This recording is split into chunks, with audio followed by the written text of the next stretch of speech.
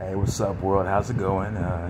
It's your boy, Cutface Carltino Jamal, uh, and I wanted to talk about customer service.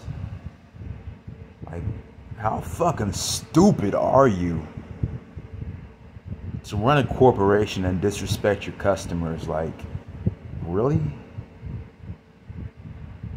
Like, I watched this show, right? It was some cheesy movie. They were doing guns, and someone came in, and I guess they were wanting to sell some guns or buy some guns or something.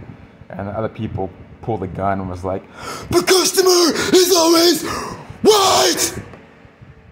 A little dramatic, but it's kind of like some reverse psychology, because people who were saying that were behind the counter at the it was like a food place. Kind of hilarious to me, actually. So naturally, when I go into a store and I feel disrespected, like, fucking really, like, that'd be like me, like, I used to mow yards, bro. I respected everybody. Like, thank you, ma'am, please mow your yard today for $45. And then one dude, he's like, "Okay, that was a great job, bro. Imagine on that. Why don't you help me sand his car down?" I saw him years later after I got arrested, bro. He came out his door. He's like, I was trying to sell some art. He was like, "Oh, you're that little boy who took me for all that money all those years ago. You scammed me." Like, dude, you asked to you asked to, like, have me help you on all that extra stuff. Like, don't. I have disrespected nobody. I give away shit. When I was in, like, second grade, I lived in a neighborhood, right? I was new to the neighborhood, and there was this kid. He wanted he was going swimming, right?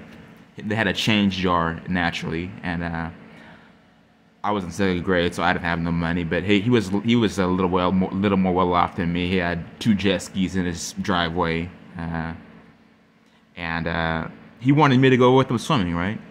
So naturally, he goes in the change jar and pulls out like $2 or $3 in quarters. And his dad found out. So his dad went through the quarter jar, and he literally got onto his son and said, "No one's going swimming now." And so literally yesterday, I have $120 cash, and what do? Or 2 days ago, I have $300 cash that I withdrew from my bank. Thank you, Walmart. And what did I do? I walked up to this lady, and she was talking about she was going to get evicted. She had 7 grandkids with her, and I said, well, I would hate to see someone get evicted with their kids, so what did I do? I handed her $120. So people try to, I guess, like, get under my fucking skin for some reason, and I'm getting really tired of it, because I feel like no one has ever loved me in my whole life. And I had some really influential family members growing up that were well connected, and they don't talk to me no more. It's been like, I was 14 last time I saw them. 14, 27. It's been 13 years since I've seen them. I haven't heard from them once. If they cared about me, they would have called by now. Like,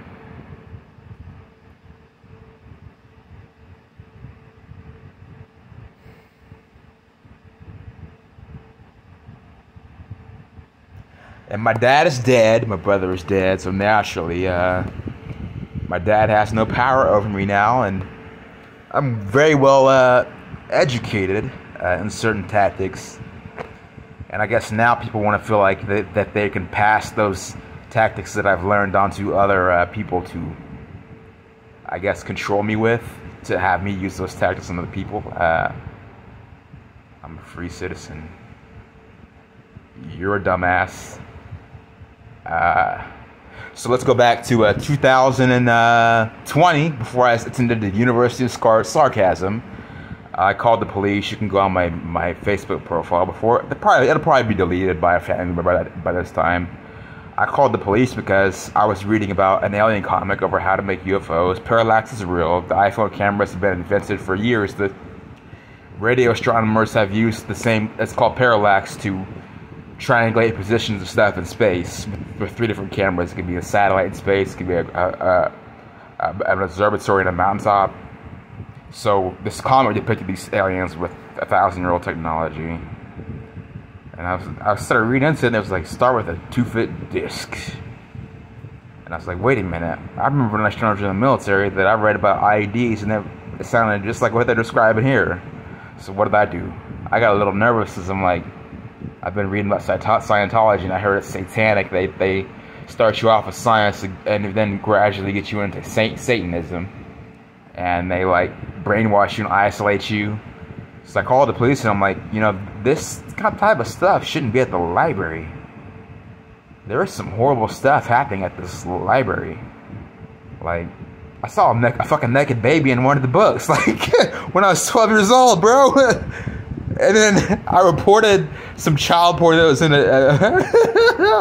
a music video, and it's been up for 16 years on YouTube, and no one is fucking taking it down. Like, I reported it to the FBI and everything. Like, winner of the Not My Job award.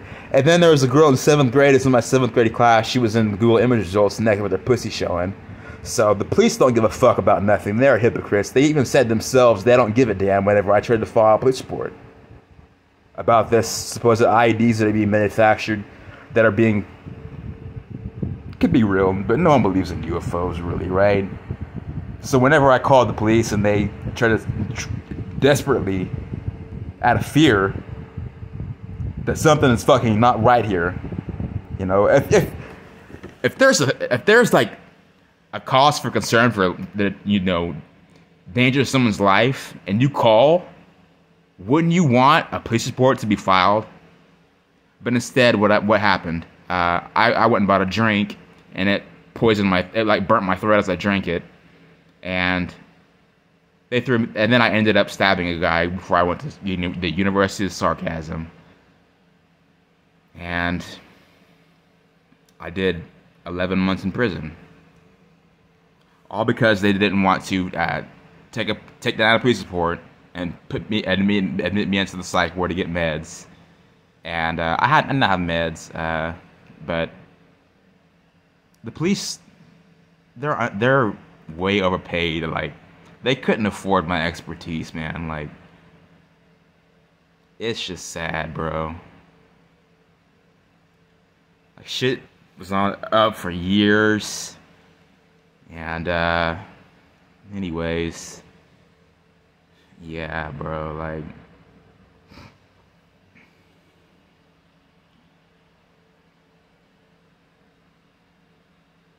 some dumbasses, winners of the Not My Job award.